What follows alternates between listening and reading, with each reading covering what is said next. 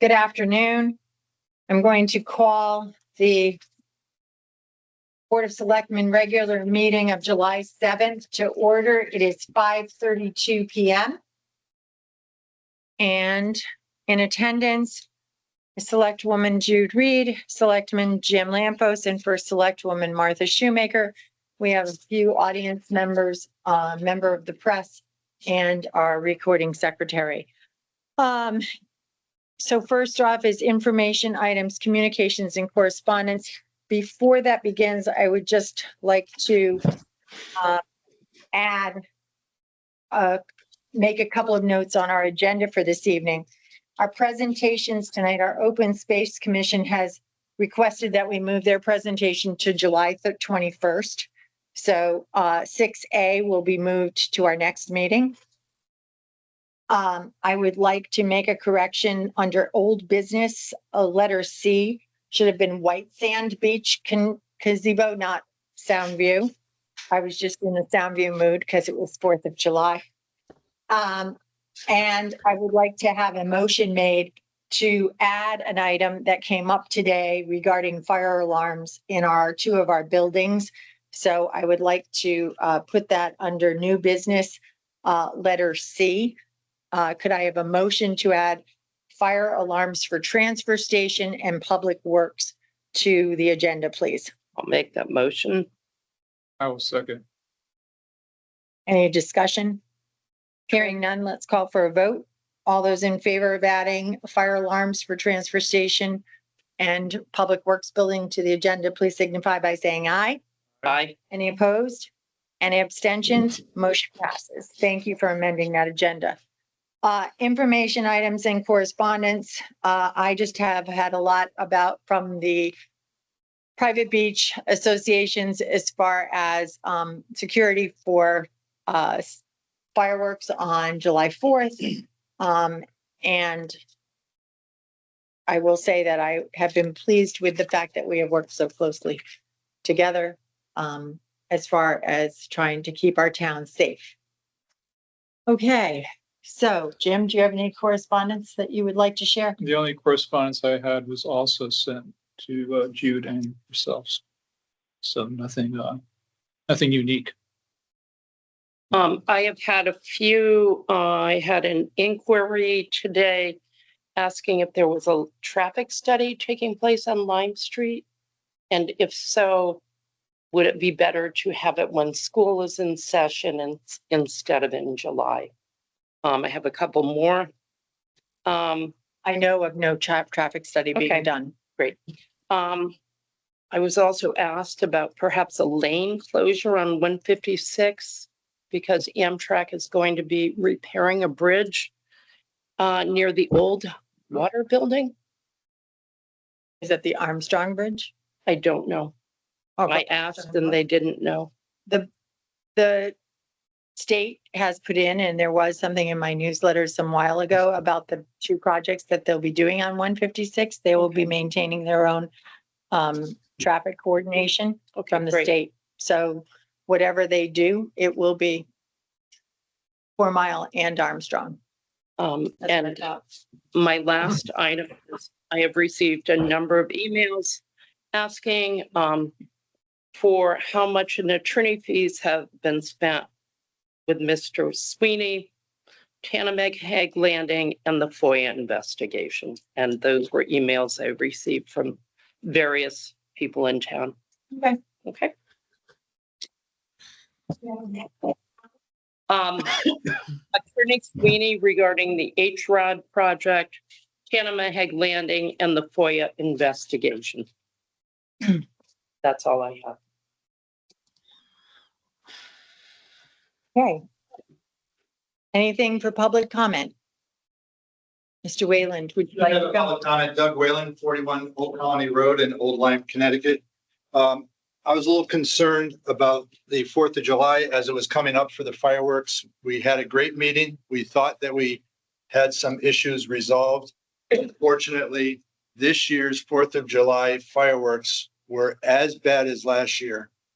We had over 200 kids being pushed out of sound view by the local police department, and they moved them towards Old Colony Beach.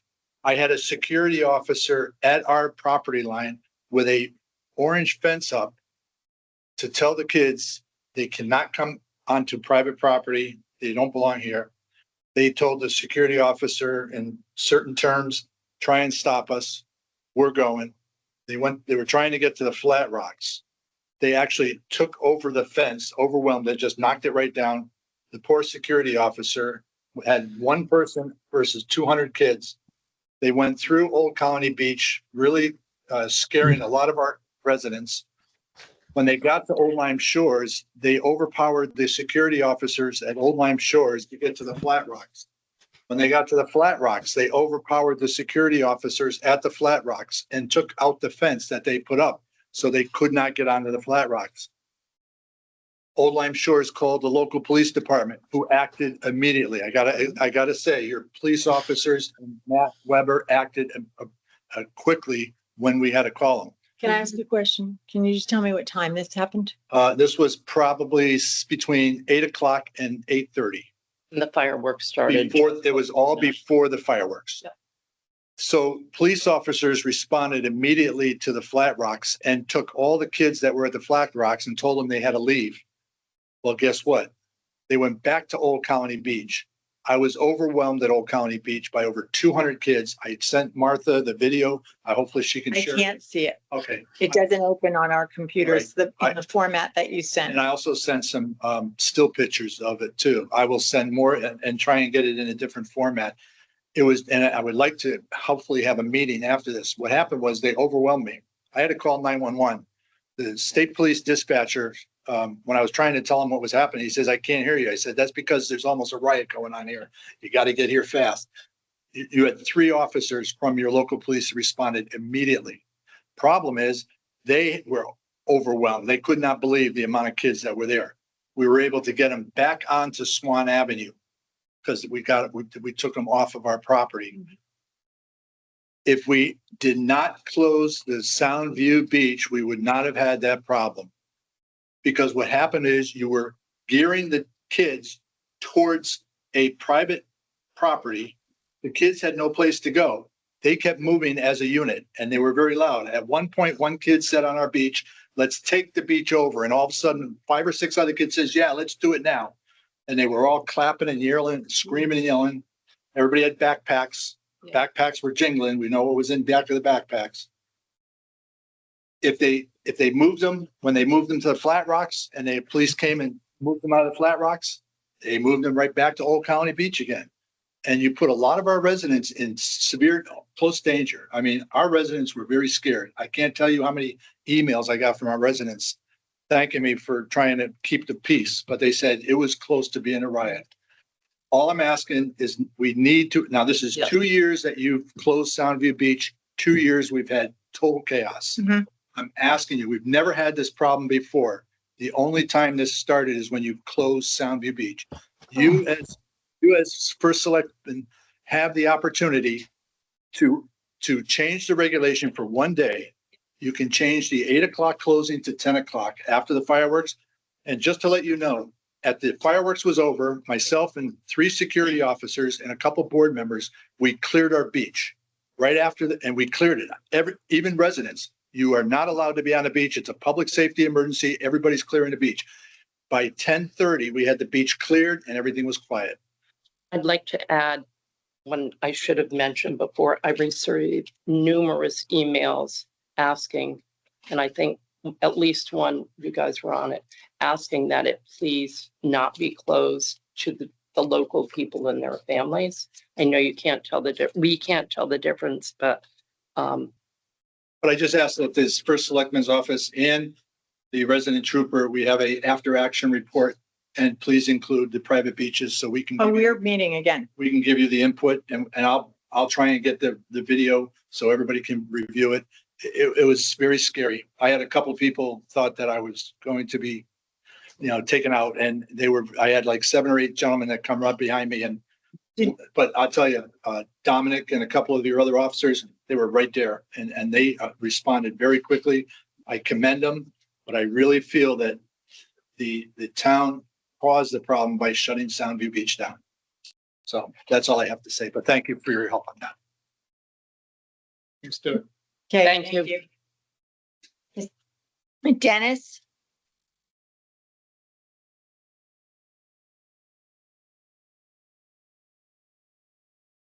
Dennis Maluzzo, 7 Portland Avenue. Two things.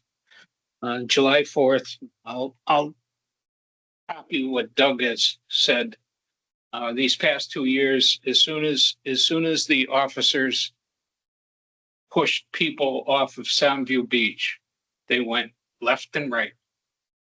I sat on a friend of mine's porch on Miami Beach, and I could see the line of kids coming from Old Colony back to Soundview where there was nobody there, and then onto Miami Beach. They were orderly when I saw them, and that was about 8:45. Right? They were fine. 9:15, the fireworks start. They're done at 9:45. Everybody started dissipating. The problem is that Dissipating, ooh, good word. Please mute yourself if you're online. and there were no police actively moving people. There, we had cars exiting the town parking lot. We had pedestrians on the street, just willy-nilly walking. Somebody was going to get hit. And that was, other than that, it was a great event. Whoever put it on, and I hope Mr. Garvin is the purpose for it. It was done quietly, orderly. The only question is that when you move them from one beach to another, you're going to invite issues. And that's what I saw sitting on the patio on Miami Beach. My second thing is I have, and I don't know if it's my name that they're actively not calling back, but I've sent a letter to, we sent an email to Eric Knapp, to Mr. Bellata, to the building official, because I have a question about setbacks and I'd like to have them answered. And that was a month and a half ago. I was giving them enough leeway in case they were on vacation and stuff like that. But I mean, no one from land use got back to me. So Can you forward me that email? I think I that still your have it. I think I still have it. Yeah. Thank you. Forward that to me and I will follow up with them. Okay. Other than that, everything is fine. And it's busy on July 4th and next year it's on Saturday. So Mhm. Thank you. Thank you. Is there anyone else for public comment? Okay, hearing none, we have approval of minutes. Are there any changes on the minutes from our meeting of June 16th that you would like to make? I have no changes.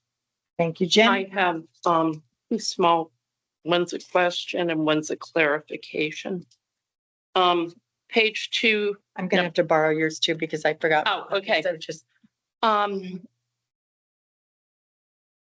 Page 2, number 8, item B.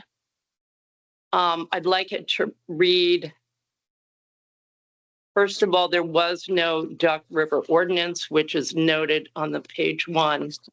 I would like it to read, instead of I was not prepared, I'd like it to read, it was not discussed because the duck hunting ordinance is not on the agenda. And I ask that it be put on the agenda for the next meeting.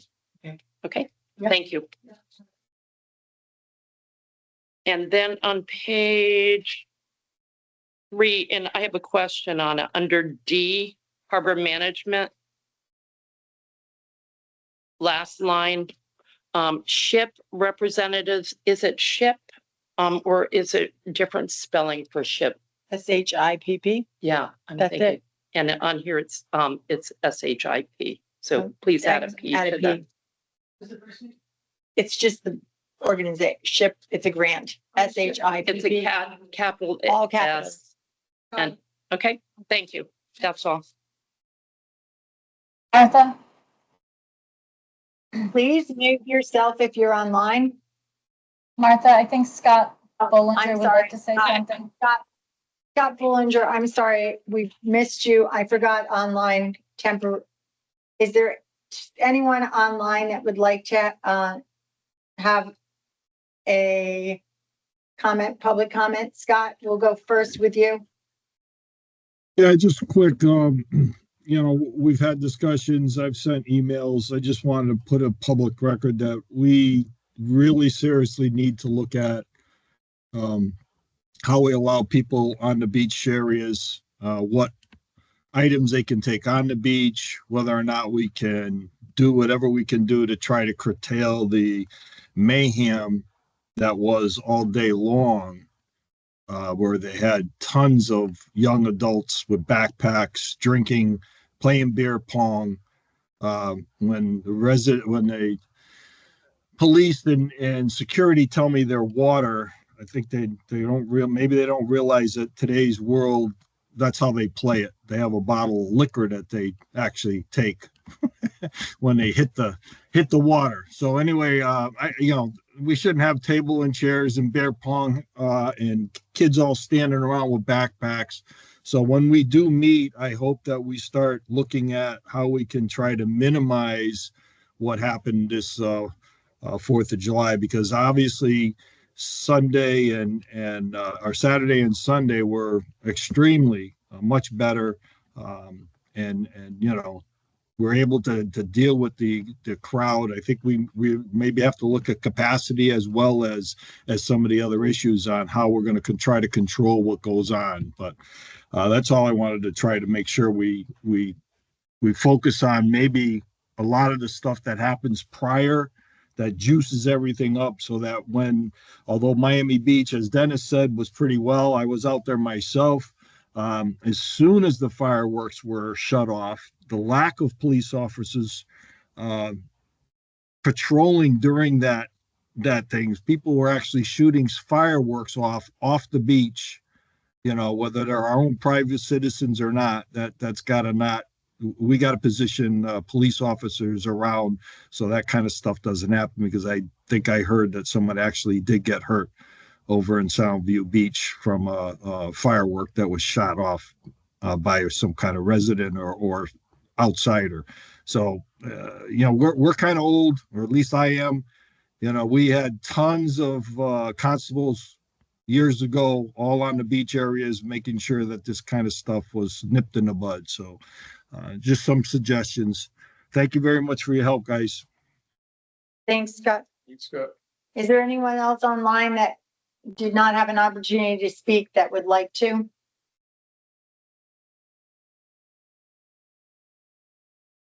Here, seeing none, we're going to now move on to our presentation You have to approve the minutes. I'm sorry.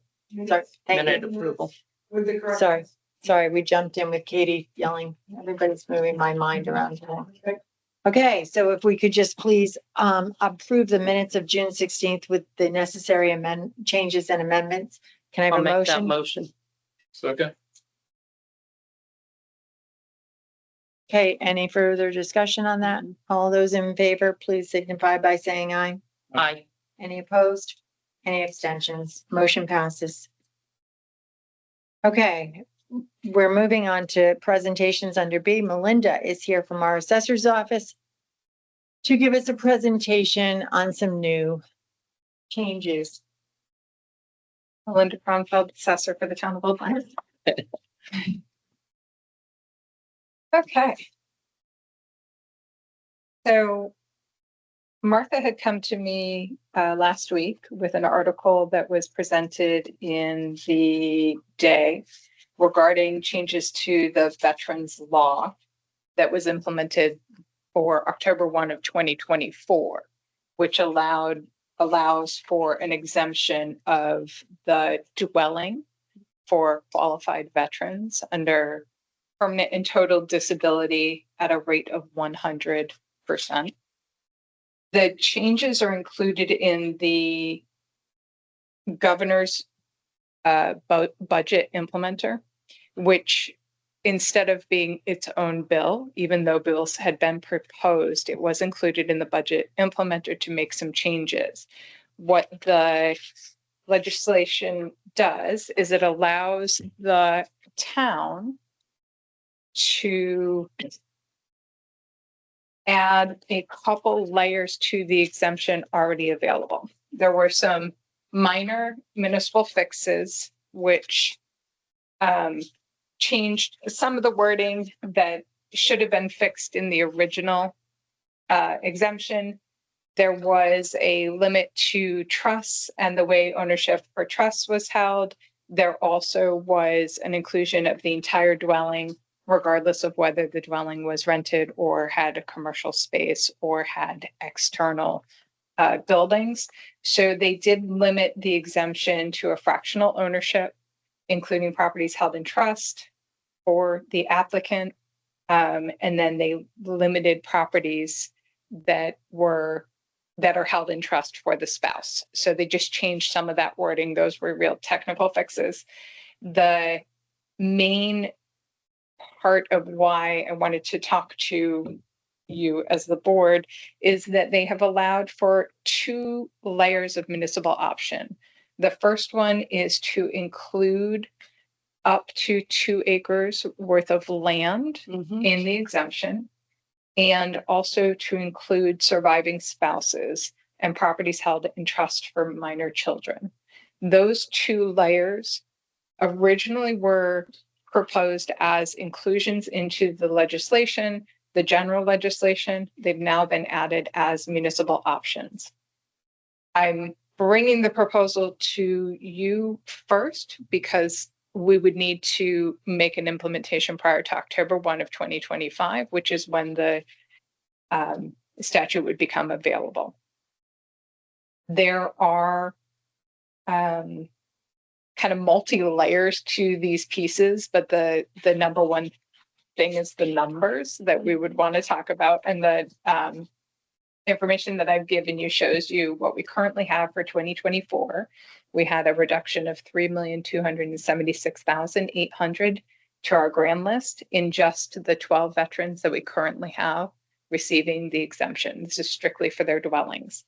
The reduction to tax under the current assessment is 53,182 and 46 cents if we want to get technical. And then we have an additional 4 veterans that are pending. Those will be for the October 1 of 2025. And for each day that goes by, we get an additional applicant. So we do have an additional potential of 1,146,000 coming just from the dwellings. Mhm. And then with the addition of the land, under 2 acres, we have a potential of 1,929,000 in additional exemptions of up to 2 acres. With the municipal option, they have added the ability for the municipality to cap the exemption as well, which was not part of the original legislation. The cap is not dictated by the legislation. It is then given to you as part of the municipal option. So if you enact the 2 acres or the addition of the spouses, then you can cap the exemption. Without that addition, there's no cap. I have a question. Under the first 2024, I understand the first 2. The third item that's bulleted there, pending reductions to the grand list, that is what you're referring to for anything after. For anything after that, Okay. yeah. Thank you. Sorry, the bullet shifted it over. Yeah, and I thought maybe I was missing something there. No, 100%. We have Okay. the 4 additionals at this point. So we Great. would be at 16 veterans. Melinda, can you shed some light on properties held in trust for children? I mean, I think we all agree, 100% deduction for a disabled veteran and spouse makes sense. Mhm. Holding property in trust for children, then, could there be a residency requirement for the disabled vet? Like, as long as the disabled vet lives there, Right. Yeah. So but if all, the disabled vet is living elsewhere. Yeah. And that's an investment property, an Airbnb, for example. Would we be able legally at that point to? So, receive the Yes, tax? great question. So the property is the exemption is solely for permanent residents. They do have to prove residency and they have to prove that they're not accepting this exemption or any veterans or homestead type exemption in any other state or town in Connecticut. We did have veterans that came and tried to qualify. We always verify if there's another address associated with that person's name, we do verify it. One of the changes to the legislation has included an application. I haven't seen the application yet. We will be getting it, hopefully before October 1. The application should allow us to have an affidavit signed by the veterans stating that this is their only property, that they vote and pay tax in town, and that this is their primary residence. Along with what Jim asked, is it minor children? I mean, not some 50-year-old guy who's living Yeah, or female. yeah. The trust for minor children is mainly for veterans killed in action and or disabled veterans that only have minor children. So Thank you.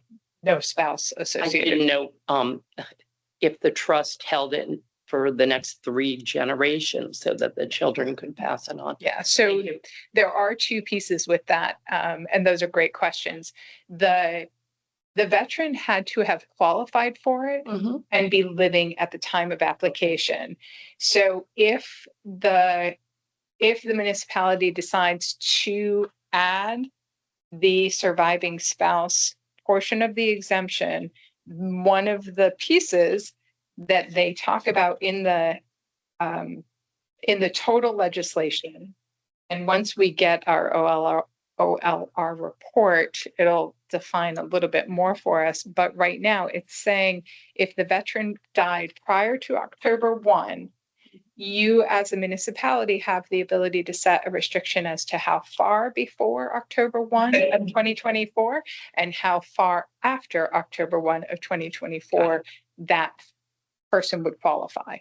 But they do have to have qualified for the 100% disabled P&T in some form prior to their passing.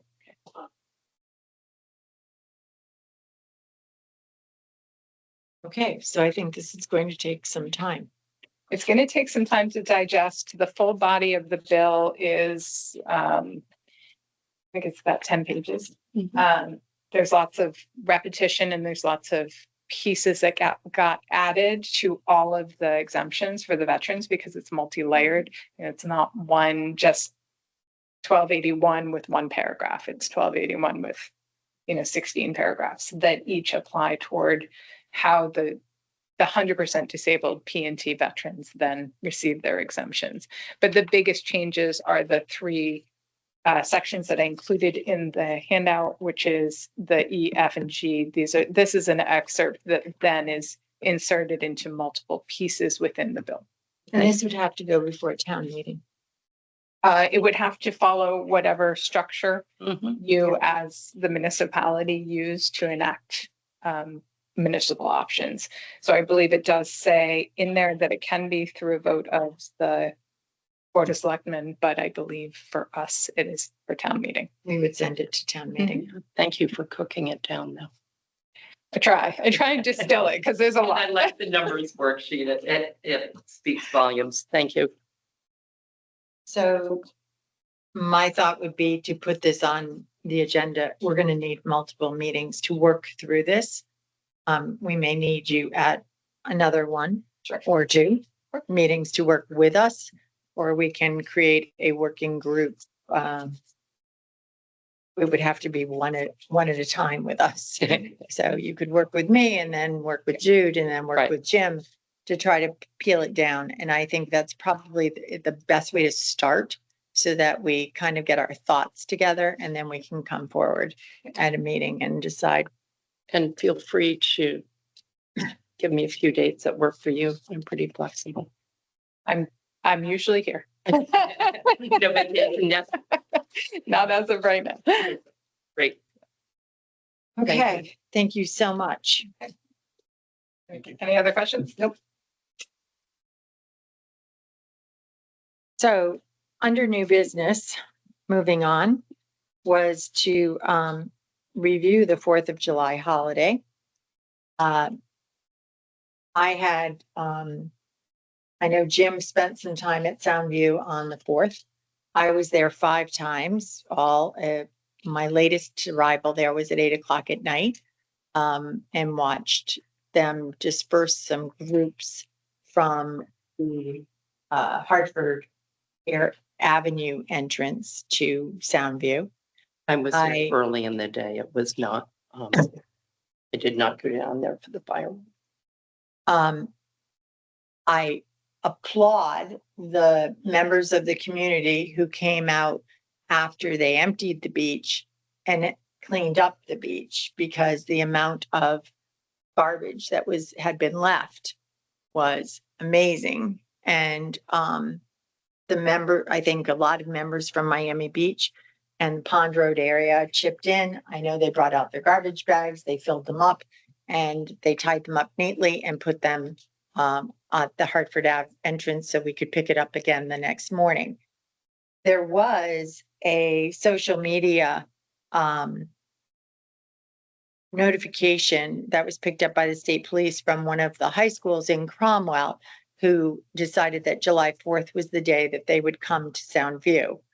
So it was, kind of meet there, see you there kind of thing. And that caused a great number of students who were unbelievably standing on the beach because they had no room to sit because they were just standing in large groups. And I received a few pictures from them. The positive notes are from my interpretation. We had no fights as far as fist fights and whatever. We had a couple of arrests. Well, we had some ticketing going on for alcohol and such. And we also had a larceny, which was taken care of. And they found the person who was responsible for a stolen person, some charges that had been rung up at the carousel shop. Actually, it was 2 stolen purses, and 2 connections, but they found the person before they left the Soundview area. So that was all positive. We had 6 policemen on duty all day and 4 rangers that were on at night, and all day as well. And they left the premises at 1 a.m. So they started their day around 8:30 and they left at 1 a.m. the following day, and we're back the next day at 8. I'm sorry to hear about the problems at Old Colony, and it was really the first time, Doug, when you sent me the video, which I cannot open on my computer. It could be because of our firewall, but it could also be the format. If you took it on your phone, or if you have it on your phone, it may be easier to send it to me that way. But I wasn't able to open it.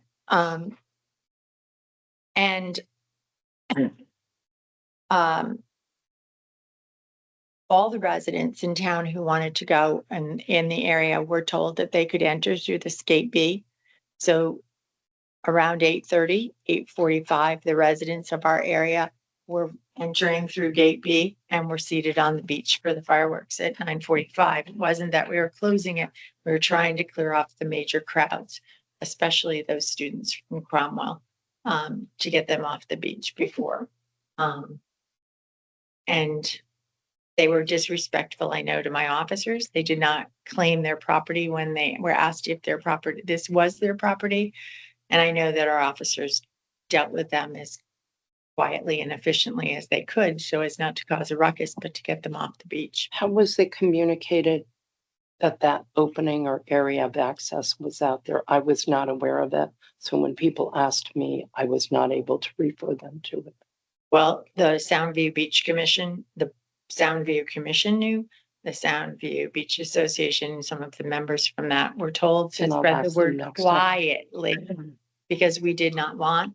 I also appreciated the fact that the pavilion, which closed at 7, and again, doesn't kind of advertise that they were going to open again, but they closed at 7. Their band shut down at 6:30, And then Stephanie was asked if she would wait to be open until 8:15. She was going to open at 8. We asked her if she'd hold off so that they could clear the beach, and she agreed to that as well. And that was in the effort of trying to cooperate and make things safe.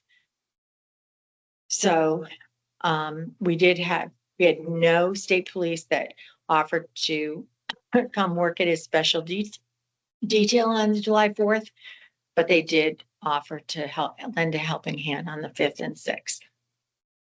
So If people sent the selectman's office an email, they were told they could access that way. I had no one ask me. First of all, the only person who complained about it was a Miami resident who could enter through Miami Beach, was the only person that complained to me. And then I have received one phone call, and I told the person that if you know who you are, and Frank offered to help out at Gate B if he had to identify people that lived in the area. Dennis, did you have any, you didn't walk onto the beach? You just said you went to a friend's house. No, I was on porch where this is beachfront cottage. Was it on Pond? Or Or, it's on pond, yeah. so What's that B? So- B. it's the, Block B11, it's to the right The 11. of Portland, to the west of Portland Avenue. and there's an entrance there that people use in the area, especially the people, pardon? The entrance was open. Yes. But it was to try to quell the major crowds. We also had some advertising on Facebook by a business locally who offered that you could reserve seats for the fireworks. And it is not a town production of fireworks. It is a private show. And we all know that you can see it from anywhere on the water. So it does present some problems, and we'll continue to work on it. Anything else, Jim, that you wanted to say? I was there all 3 days. Spent a lot of time on the beach this weekend. First time in my life I was not working. Since I was 16, I was not working on July 4th weekend. So I did get to see what was going on. And I'd like to state on record that I support the OLPD. And I think the Old Lyme Police Department, I support them fully. I think they did a fantastic job. I'd like that to be on record. Because there's been a lot of political posturing by people who have no idea what's going on in Soundview, but who want to make an issue of the OLPD, and I won't have it personally. They were out there busting their butts all day long, doing work no one wants to do. No one wants to be a bad guy out there on July 4th. But there was an amazing crowd that came down. By amazing, I mean huge. I think it was a record crowd for Soundview. I think Scott's point is well taken, that we need to discuss what is capacity at Soundview. Because there was a point where I was walking on the beach, and I gotta say, everyone was well behaved. So I'm not trashing kids or groups of kids. It was about 3 o'clock. You couldn't move on that beach by Hartford Avenue, and people were just shoulder to shoulder. And lots of pot smoke, and people were drinking, obviously, but it was an enormous crowd. We only have 6 officers, 4 rangers. You can't just take that crowd on. But we do have to discuss what is capacity at the beach. And I thought for sure a fist fight would break out, but it didn't, luckily. But the danger that we saw at Ocean Beach, or July 4th at Revere Beach, which is not that different from Soundview. Anyone who wants to make a political issue out of closing Soundview, they can take a hike as far as I'm concerned. When it's at capacity, it's at capacity. It's a public safety issue. And as a selectman, I don't know, but I'm not speaking for Martha or Jude, certainly, but personally as a selectman, I'm not going to have criticism of the OLPD over this, or the fire department, or EMS, who worked so hard over the weekend. Things that went right, the jet ski ordinance went right. Of course, there are issues. People tried all weekend long, but by the end of the weekend, jet skiers were policing themselves. They had been handed tickets all weekend. They're policing themselves. I saw jet skis coming in and then turning around, going right back out. moving the jet ski tie up to the moorings outside of the swim area, as I said in the beginning, was the right thing to do. Harbor Master did move them, and it's working much better. And I think it will continue to work better if we continue to enforce. I think Doug and Scott both bring up great points. We had this enormous crowd. What do we do with them? I think that's an issue. The beach closes at 8 o'clock, and this is not a town fireworks display.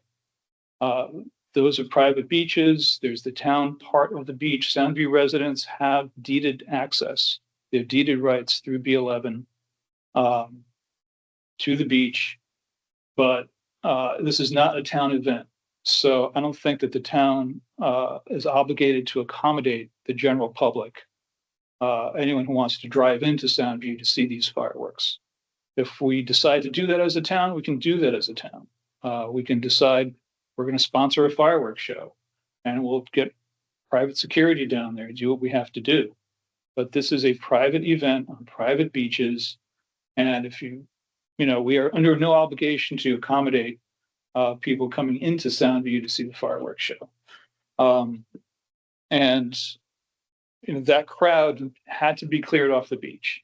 At a certain point, the beach closes at 8 o'clock every night. Every night. Every night, it's stated on the signs. Shouldn't be a big shock to anybody. We have big signs out there just confirming this is policy. That was a night that it had to be done. If that crowd from the afternoon just rolled straight into the fireworks, it was going to be very dangerous. And we've seen that before. We have to figure out how we handle that, though. And I think you're right. And I think a strategy meeting is important for that, because that didn't, and I've heard from someone else in your community about that on July at the parade, told me about it. So I think it's something we have to address, and don't know what the solution is right now, but between all of us, as we usually do, we'll figure something out. So that's pretty much what I had to say. I think mostly things went right with an enormous crowd that came down. I think we did it right, and I think the police did it right for sure. There are things that we still have to work on, things we need to do better, and we will continue to work on it together. I don't live down at Soundview Beach or any of the beaches. I was down there once on Friday, twice on Saturday, and twice on Sunday. I was happy to see on a day, I believe it was Saturday, it wasn't all that sunny, and I drove down Hartford Avenue. It wasn't chaos, but the lots were almost full. Everything seemed to be managed. Then on Sunday, going down twice in the morning, I expected it to get busy, but it was obviously needed that they shut down Hartford Avenue because it was probably over capacity. I drove past the picnic area before it on the right-hand side of the road, and there had to be 20 cars parked there. So it's been a problem forever since I've been in town, whether it's been rehab, renovated, gentrified, whatever. And it's not, the problem isn't going away. It's a public beach that's small. Kudos every day. I would go down in the morning. The police officers were set up early in the morning. As reported, they were there till 1 o'clock. Them, fire, ambulance are all heroes down there for far too long. It goes on for every day for months, and we don't have enough people. We just, not in our budget. We can't hire enough people, but my hat's off to those guys. I'm grateful. They've always done a good job. And managing crowd control, we've got to come up with a way. Yeah, I mean, even Rocky Neck, Hammonasset, when they close their beach, they close the parking lots. Right. And they assume, but if you can get a parking space somewhere else near Rocky Neck, and you can walk in. Oh, it does. So, yeah. And people do. And that's a long walk. And Hammonasset is the same way, although I don't think they see as many people walking in. But there have to be some things put into place for public beaches as to what capacity can be, because what I saw on 4th of July, I couldn't actually believe at 8:15 when I was standing there and the rangers and the police were telling them not to go. They weren't on the beach. This was crowds on Hartford Ave, near the parking lot on Hartford Ave, and in the street. They don't even care that there's cars. They just stand in the middle of the road. And our people were walking and saying, you need to get back, you need to get to the sidewalks, you need to get out of the road. And they were being extremely polite to them. I,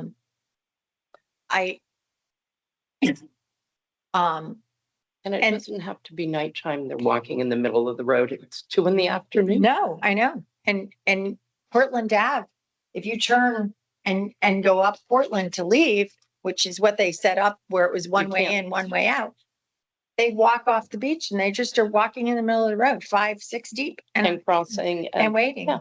And I was cut off by a woman on Portland Ave. She went around me at a stop sign. One of our officers was right there coming out of a side street from Hartford. He pulled her over and come to find out, beautiful brand new car. She doesn't have a license. Right. And I wonder, and it was interesting to me because one of our very young rangers, not young, a young gentleman said to me, Mrs. Shoemaker, he goes, I think there's some bad parenting going on. He said, if I ever treated adults the way some of these kids speak to adults, he said, my mother would have my head. And I said, well, I appreciate the fact, I said, you're getting an education down here. So let's hope these kind of people go back in. One quick thing. We had a meeting before this 4th of July with all the beach associations. We gave you all of our phone numbers. We gave you all. Yes. And I think that was, And we never had any phone calls. You knew about the crowd, never contacted us, never contacted our security, never told us that the crowd is headed your way. I didn't know about I had to get 5 phone calls from residents saying, you better get down to the beach, but it's being taken over by a crowd of kids. So all I'm asking is that we need community. Yes, we have great police officers, and when they responded quickly and efficiently. But it could have been a lot of avoiding. If I knew that you had this crowd already and you were going to be pushing them towards our beach, we could have prepared for that, but nobody ever called us. Nobody told us anything. Well, Doug, when I was there I was there from like 8 to 8:15. By the time I got there, the beach was cleared. And the crowd was on I Hartford. think he's talking No, about I the didn't, Facebook. I didn't see any, and communication. I know he's talking about that, and I'd be more than happy. I didn't know about Cromwell until Saturday morning. When it was in my report that they had found a Facebook report and, because the state police monitor those Facebook kind of posts. By the to way, track- Friday and then Saturday and Sunday, it was night and day. Totally different Totally days. different, yeah. I wish I knew about the beach access because someone from Area B contacted me and I said, you did it. It was closed for public safety. He wanted to get access to the beach, living in the area. I could have referred him if I had known. I wouldn't have advertised it, but if someone had asked. I think there were enough people to know that they could get on if they needed to. It'd be nice to You be, didn't know about Airbnb. it'd be nice to be kept in the loop. And Thank you. I also just want to thank Scott because I know Scott was out there personally picking up all that trash. So, Scott and all the neighbors at Miami. Yes. And Harbor Management did a great job as well with the boating. It was 1,000 times better than it used to be. Okay, so we'll have a security meeting with those people again, about wrap up of our weekend. As soon as I'm gonna give my officers a few days to get their energy back. The second thing on the agenda is a memorial bench. I was approached by Doris Johnson's daughter. Doris is still with us, but her family is proactively asked if we would consider putting up a memorial bench for Doris. This began with a conversation with the Duck River Garden Club from a past president, and then they were suggested that perhaps this bench could go in front of town hall. The style, her grandson would be constructing this bench, and you have a design that he is proposing. So they said, could it go to in front of town hall? I said there were a couple of things that would have to be connected. One of the things would be the historic district, because this is a bench that is very different than the bench that we currently have out in front. So then we started to think about some other places in town that it might be able to go. One of the ones that we talked about was perhaps up at the town green at the corner of Lime and McCurdy. Could it go there? One of the things that the Duck River Garden Club is that their current president, Leslie, said that they cannot take on another garden, but they could take on something pretty simple as far as perhaps planting some daffodil bulbs or something that would be easily, it would come up, it would be pretty for a while, and then when Med goes to mow, it would, they're gone, they get mowed down, and then would come back every year. So something like that where they weren't asked to come in and mulch and maintain might be possible. But basically, this is something that they would like to do in the fall. And as you know, Doris was an employee here at, I think she was also a member of the Duck River Garden Club, and she participated in other things. So they're just trying to do something to memorialize her. Even though. Who is the person? Doris Johnson. So, we don't need to discuss it right this minute, but I would like to move this to the 21st. And hopefully you have some ideas at that point in time of where you think this might be able to go, and would we be willing to let it happen? If we could just get a determination, maybe Eric could give us an answer about whether this design is allowable Or for municipal use. I mean, Yeah. it seems, it's very artistic, it's very, very nice, but I don't know if there are standards that it violates. Sometimes there are pretty strict standards in terms of handicapped accessibility, Yeah. et cetera. Exactly. So, just to give it a quick glance, I mean, I wouldn't know what those, I could find out, but Somebody gets a splinter, or if it's not ergonomically correct or handicapped accessible. maintenance I issue, like I the would say, concept. I would say that our bench out front is not handicapped accessible. And that, I don't know when that, Jude, you might know. Do you know how long that's been there? Well, not until after this addition was put on. Okay. So Yeah. that is there. There are certainly benches that are up at the senior center. Mhm. I don't know what their standards are, but I can ask, and we have an ADA commission as well, but you can't, you have things like picnic tables and things, and if they're not, they're not all ADA accessible. oh, no, I know, it's just, lots of I- times when you do projects, you're just picking out of a catalog of stuff that's already approved, by Right. National Highway Administration and stuff like that. And I like the idea. Is there a place in I don't know. I expect if this happens, there will be more to come. So do we standardize something? And Who knows? We'll talk on the 21st. Yep. Great. Okay, then we go to our issue today. So Eric, as you know, we've been transitioning all the town building, fire alarms, et cetera, were upgraded to a new cellular communication, with exception of the police department, the transfer station, and public works. The PD is getting a completely new system, which was planned and budgeted for, and that'll be done in the near future for the fiscal year 25-26. The transfer station and public works were supposed to be upgraded with our town buildings. However, because we lost Valley Shore, so we had to go to a new Yep. system.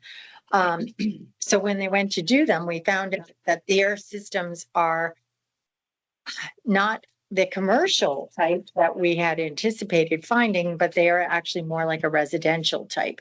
And so they could no longer convert the systems. So there's Eric did receive a quote to fix this issue. It would be $1,170 for the transfer station and $1,315 for public works, a total of $22,485. He would, if we approve this at our meeting tonight, it would go before the Board of Finance on the 22nd. So, or no, sorry, No, next it's week, gotta be- next week, yeah. next Tuesday. 17. So I would like to have a motion to move this. They're not even sure that the transfer station, by the way, if it even works at this point in time. Yeah, although it was listed with Valley Shore, they've never gotten a call on it, so they're not sure it's actually active, so they're gonna, but this will make everything up to code. I trust that Eric has done his due diligence regarding cost and whether we can use it. If those are in fact the best prices and it can be used, I would support moving this to the Board of Finance. I would also support it. Okay, so we have a motion to support 2485 to go before the Board of Finance and 2485 or 22? 24. Okay. $2,485. I'll make a motion to approve $2,485 expenditure for the upgrading of fire alarms at transfer station and at Public Works. I'll second. Any further discussion? Hearing none, all those in favor, please signify by saying aye. Aye. Aye. Any opposed? Any abstention? Motion passes. Thank you. Now we move on to old business, golf cart inspections. This is an update. We have inspected over 60 golf carts at Hawk's Nest. Out of those 60, I think we had about 5 who did not pass inspection, but they were then re-inspected later after they had their items fixed, like Mhm. brake lights, signal lights, things like that. Sound view, there are still 11 more that we did inspect, quite a few, in fact, a lot of new ones. But we have 11 that were on the registration list that have not complied with being re-inspected.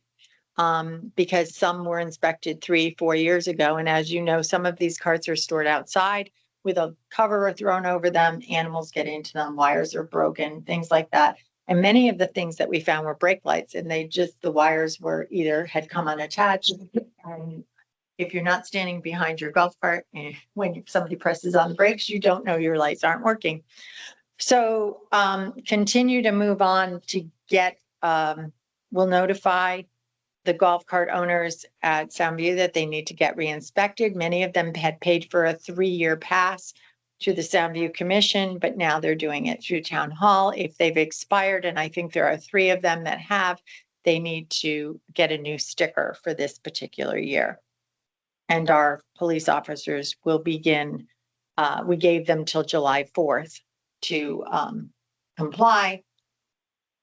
It was not their priority on July 4th, but I have asked them to start paying attention. And I know we had one incident over at Hawk's Nest that I was referred to this morning, that there was someone underage driving on a golf Mhm. cart, and that's not supposed to be happening. So When they need to have it re-inspected, I know you've had dates. every 2 years they'll re-inspect. Right, but I mean, do they contact the town hall? And Yes. ask for a date to be re-inspected? Mhm. Okay, Well, great. we did one day, Tony and I did one Saturday down at Hawk's Nest, another Saturday down at Soundview.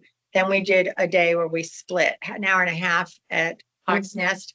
I had to come back here for a meeting, but he went and did Soundview. He only had one person that showed up then. Since that time, the signs up were saying to contact me. Good. Because I didn't want to give out his phone number.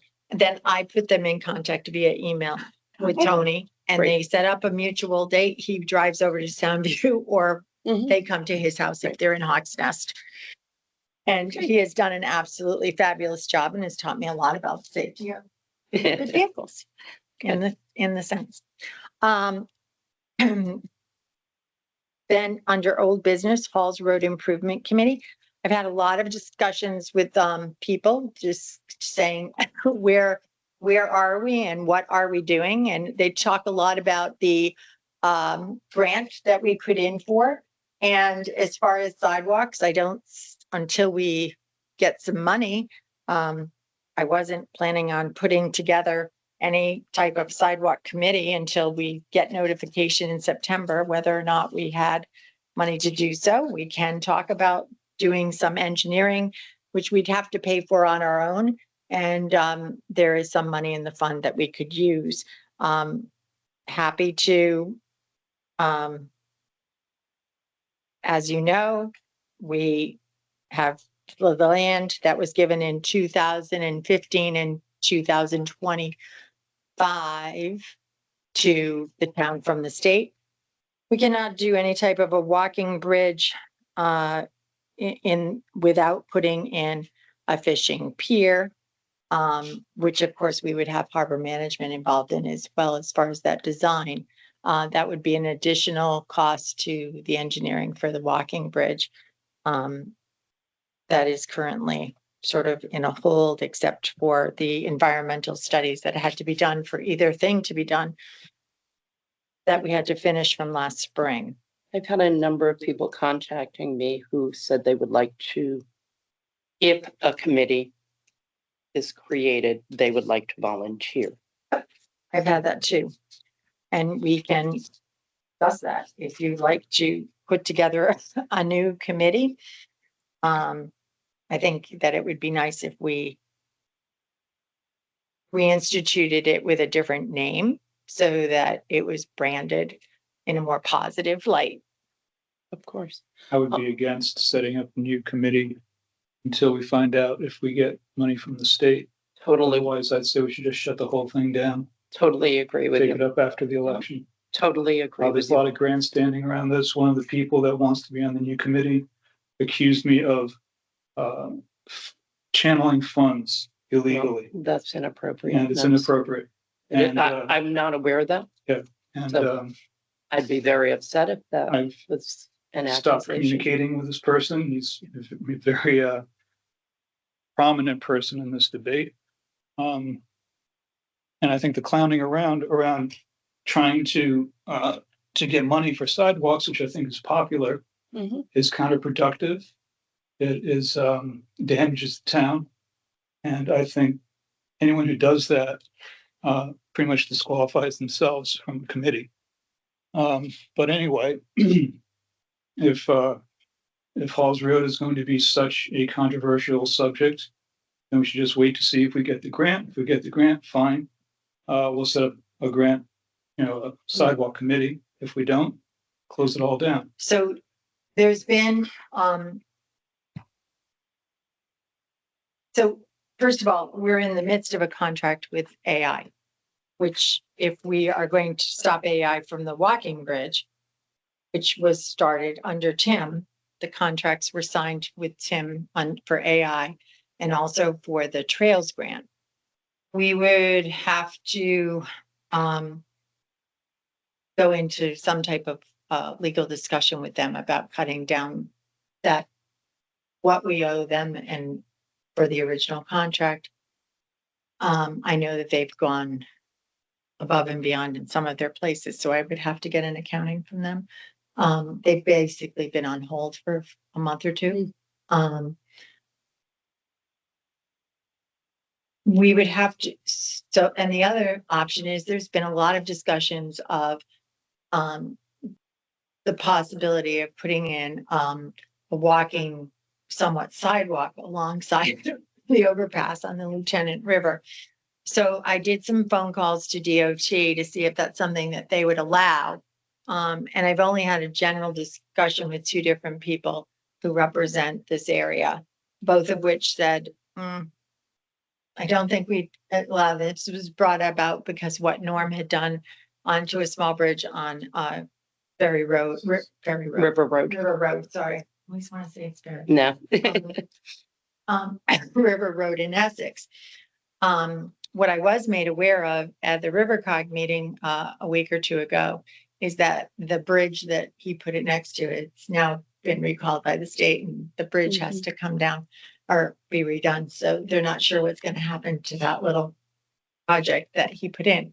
So as we know, we're going to have different obstacles, but DOT said the span, all the work that's been done for the walking bridge would have to be done by us as well, because it would have to be engineered. There still need to have piers, there need to have things. But the next thing is DOT. Then this is why I'm trying to get someone from DOT to come and walk it and say, would this be allowed? And what happens if DOT says we're going to redo this bridge over the Exactly. Lieutenant River? And then how does it impact something that we do?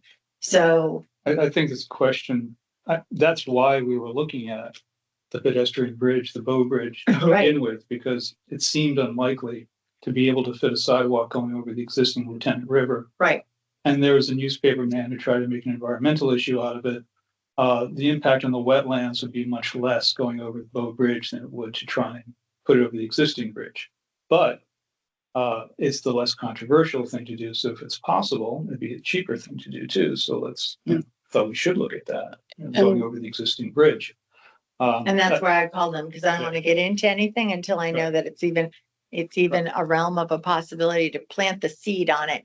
Because if they say no, there's no way we're going to let you do that, then But I would also like to see, an official, I can pull the numbers together. I would like to see an official accounting. we're working on that. Okay, Yes. because there has been some lunacy online in terms of numbers that are being thrown around. And most of these came under Griswold. So, certainly the last two administrations, not ours, that were approved by voters in town. I know a lot of people don't like democracy when it doesn't go their way, but tough luck, It was approved by voters in town and we have to abide by that. And that was one of the reasons that we moved this thing to zoning. So there could be a hearing, people could talk about it. And at this point, I think we need an accounting of what was approved, when it was approved, what grants were approved at what time, and who voted on them. And once we have that, we can have a real discussion about this. Because right now, this debate is being driven by a lot of disinformation, deliberate disinformation.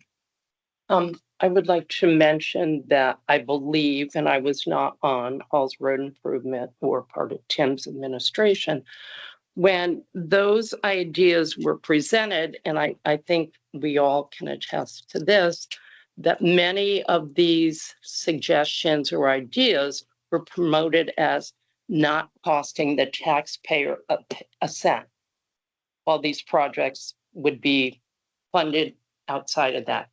And 2 years ago, that changed, because reality, we found out, is that money is not there to fund completion of sidewalks and bridges. In the beginning discussion on the pedestrian boat bridge, the concept was a small bow bridge, not to be fished on, or maybe bicycles could go over. So it kept evolving up and down, up and down. And it went from, $200,000, we can get a bridge.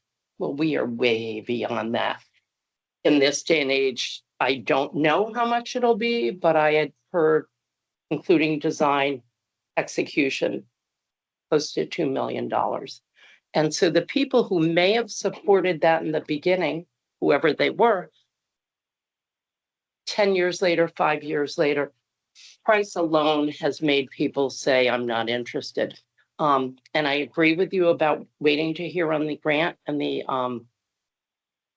committee, but whoever wins or runs, or no matter what grant we get, the town needs to consider spending some town money to get some sidewalks put in, whether it's Halls Road, Town Woods, somewhere in there. And even with a grant it would just be a little portion of it. And if the town wants sidewalks and the people want sidewalks, they're going to have to start somewhere and start building these and pay for them. And I think some people would like to see sidewalks not be contingent on other projects. I mean, sidewalks can happen without the Bow Bridge or until a decision on that. Well, I think And I agree. that's the grant that I wrote. Right, to have I sidewalks understand that. proceed It was a without the Bow portion of, Bridge. but we also know the maximum award was going to be $800,000. Right. Huge money, but in the whole scheme of things, the town is going to have to decide if they want sidewalks, are they willing to pay for it? So the easiest way to do this would be to, and we don't need a committee for this. We can do this, to go out to bid for someone to design said sidewalks.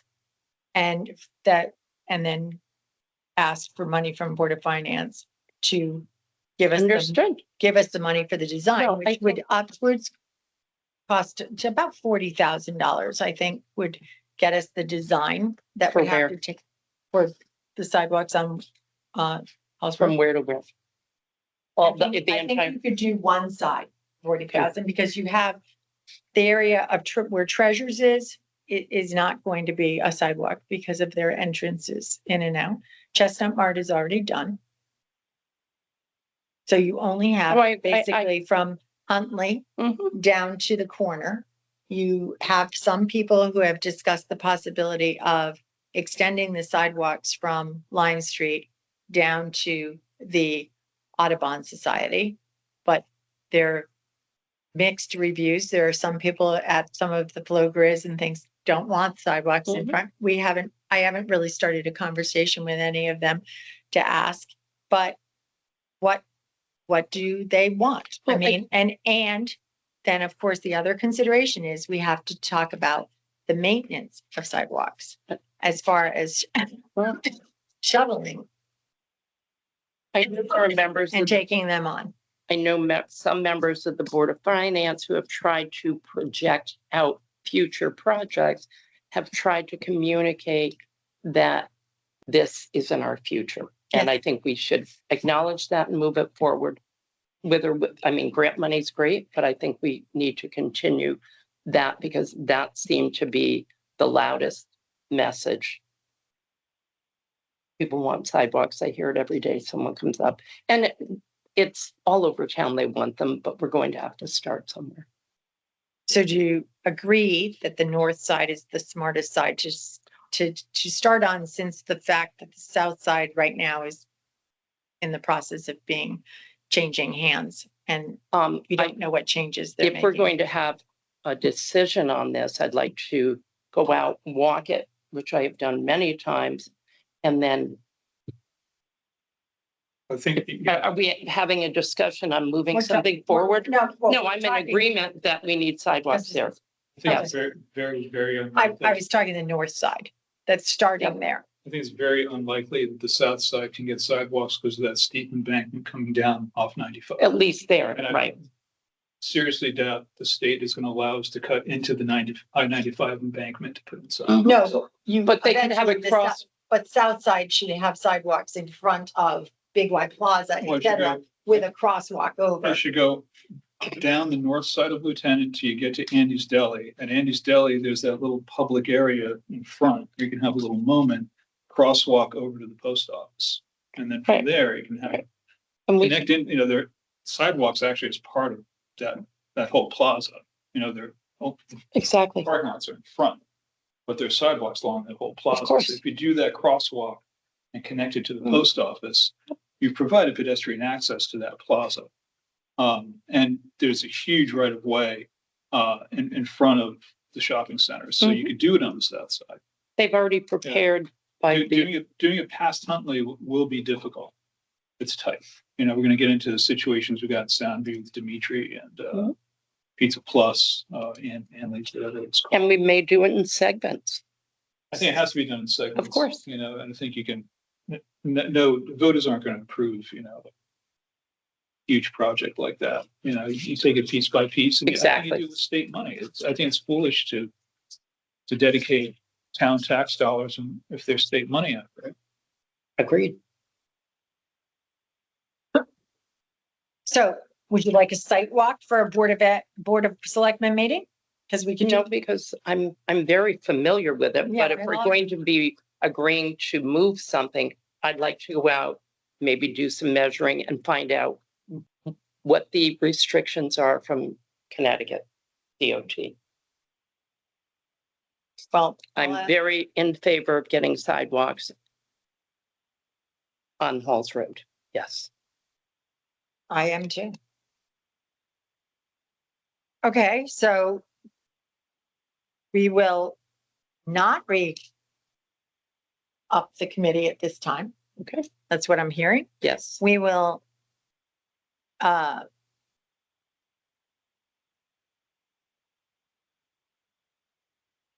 is there further discussion on whether or not you want AI to finish the design for the Bow Bridge? Or do we try, and it will take some legal maneuvering to exit from that? And you've got people on both sides of the aisle here. There are people who want it and there are people who do not want it. And the reason that it went from a 10-foot span was because 10-foot spans, it didn't fit. And that would allow bicycles, and the 8-foot span allows walkers. But it is another connection from one place to the other. We would still have to speak to one property owner about a small swath of property that would have to have some type of easement or purchase a small piece of property. Not even a quarter of an acre. But We still have money allocated in the budget. we do, and we have ARPA money, most of which was the money that had been spent. Again, money that was approved before this administration. Yes. So there's money in the budget for those things. And I'll give you straight numbers on what's been spent and how much we owe to them next time we meet. And was there also going to be, I think in the minutes of our last meeting, there, in the near future, an accounting of what has been spent on the Halls Road project in general. We're trying to put that together, but we've had people out on vacation. And I'm sorry, but June is a very crazy month here because people all of a sudden open their paychecks and realize they have 90 hours of vacation time and only can carry over 35. And they start going, Yep. I've got to leave, I got to take some time. And so June is not the month to try to get something accomplished here. Okay, so we'll get you an accounting for next time around. All right, the next step is moving on to White Sands Beach Pavilion, the gazebo. So lucky for us, guess what? They found out that with discussions from our engineers to deep, that there are certain things that we do not need to have, that the helical piers are eliminated. The wave scour protection is also eliminated on this project. So we have a savings of, what did Eric tell me? We're basically 36. saving 40. Okay. Yeah, 36,000 from original cost. Right, 32. And so that was 24,032. So we're saving $56,000 approximately. Of course, we still have to go out to bid. The design is done. Eric was going to send me a picture of it for both of you. I'll send it to you via email. The design is done. Parks and Rec is going to consider their next meeting. Don has looked at it, doesn't see anything outrageous. And that's where we are. So hopefully we will move forward with this. I have a question on the first page. Mm-hmm. Total based on is 56,000, but the last line he said possible 36,000. If you look at the second page, Yeah, total approved funding was 175,000. And the projected cost with including what we've spent is 128,827.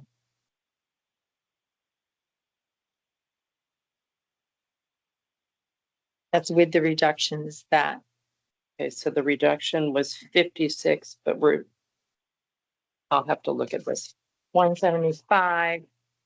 Eric did this up fast. Yeah, this is Today. 56 and it says possible reduction of 36 from the original cost. So I'm confused. Well, I think, remember, thought we were going to be going over the 175 originally when they said that we needed the steel helical piles and the wave scour. We weren't sure, but we said that we'd go out to bid. So basically our cost was that we are going to finish the design, go out to bid to see what it's actually going to cost. When they started to work on their final documents, that's when they had the approvals from Jeep to take those things out. And we do have a new cost that was put in there. And that's, Steel steel piles. piles. The steel piles have to go And in. that's the 20. That's Okay, the so new- that adds up That's to your 20 grand. 56. Yeah. Thank you. And that's already been approved by the town. They just- Yep. we- All of this has, so moving on, and I will report out to that to Board of Finance next week as well.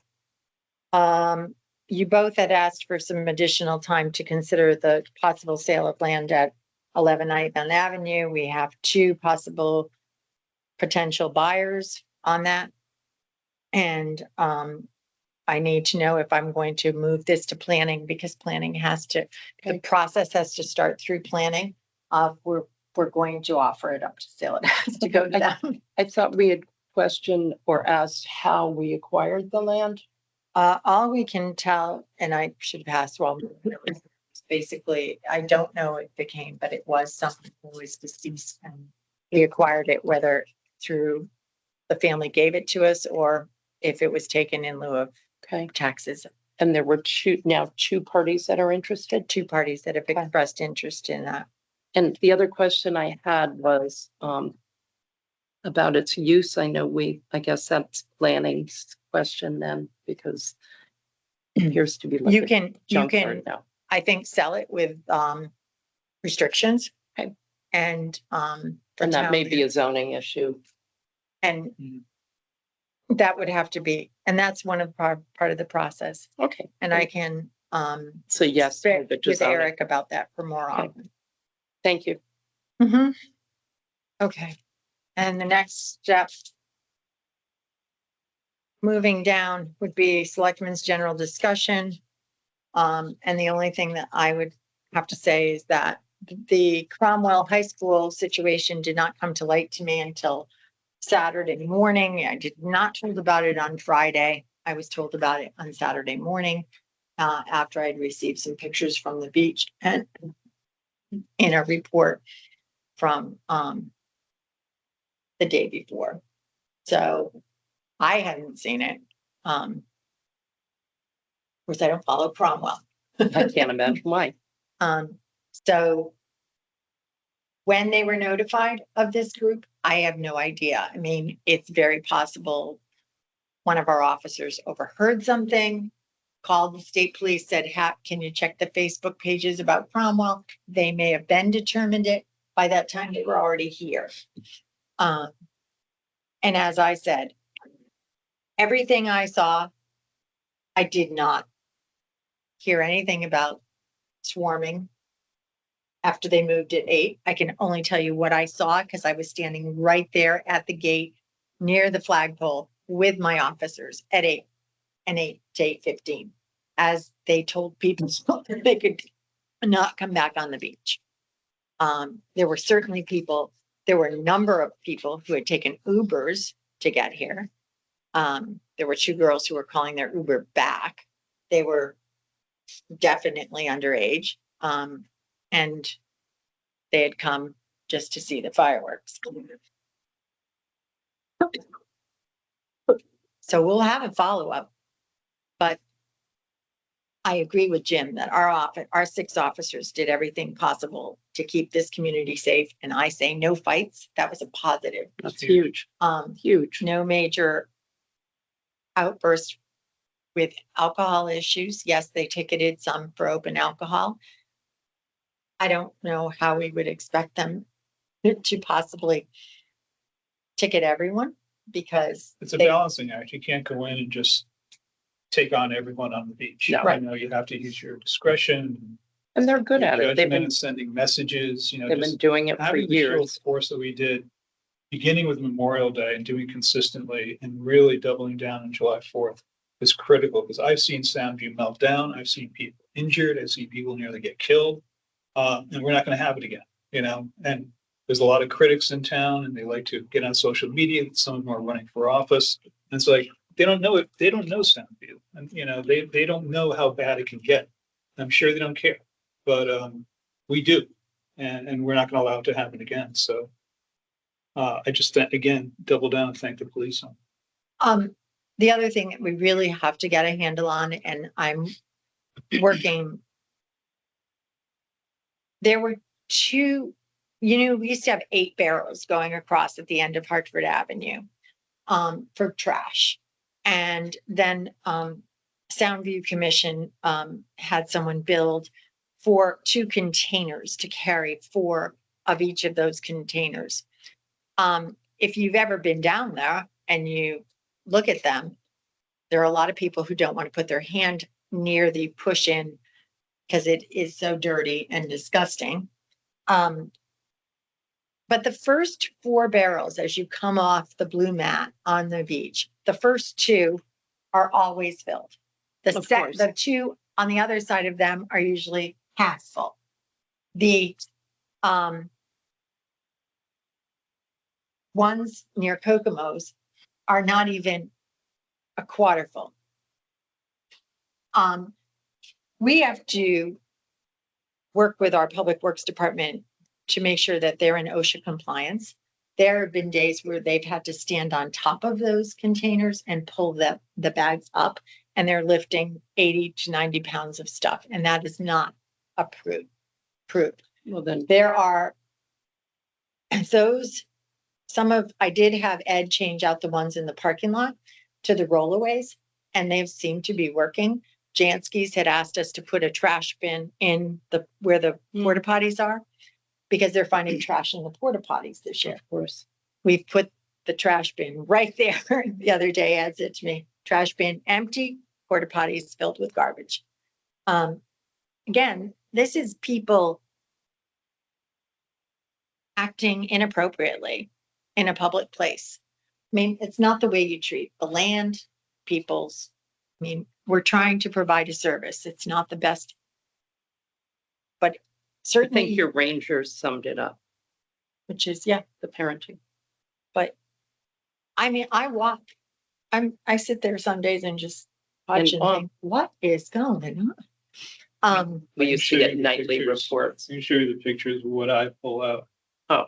Of my yard or Oh, on Shore Road. Yep. And, this year it's Smirnoff's, grape vodka somehow. That's That's the so flavor of the summer. you're buying stock, and Can I? The Yeah. picture I had from Ed this morning literally had an umbrella in full open mode that was stuck between the 4 barrels Yes. and 2 beach chairs. And Dee said they would come in and buy things for their children and beach chairs and umbrellas, Leave it. and then they just Yep. trash it at the end of the day. Yep. How can you spend $100 on things and then not take them with you when you leave? No place to carry. Yeah. So, I mean, it's everywhere. Okay. I have something I'd like to bring up, about town hall. This is Memorial Town Hall dedicated to veterans who've lost their lives, and Dave Kelsey's done a great job commissioning, a full list of Revolutionary War veterans and, working on 1812. And there's no plaque for any of our Revolutionary War people in town Yeah, hall. I had that list too. And, yeah, it's comprehensive, and I want to give it to Ned Pfeiffer for a lot of Native Americans who also served. There's a lot of, Exactly. slaves who served. But I'd like to propose or begin the process of updating our plaques to include veterans from the earlier wars. And all. Yeah. All the wars. I only had a couple so things. well, can I just Yep. ask, how would you would you like me to take that list and have a mock-up drawn of what it would look like? How would you like to propose that? I think we should ask the VFW how they might see it. Because That'd be a ask good for way to their go. input, Yeah, and I know he's working on one for 1812, right. so, Yeah, it's not gonna be that many on that. no, but maybe make it in keeping with what we have. Yeah, it should, Yeah. as much as possible, look like what we have, Um, same location. And also to determine wall space before we Exactly. have it mocked up. Right. He's had an attorney working on this for the years. Is that all you have? Yeah. Okay, couple of things. I have to say, I really think it was beneficial to me when you had boards, commissions, committees come in and give us updates. And I was hoping maybe we could start that process again. The first three that come to mind or two for me would be finance, animal control.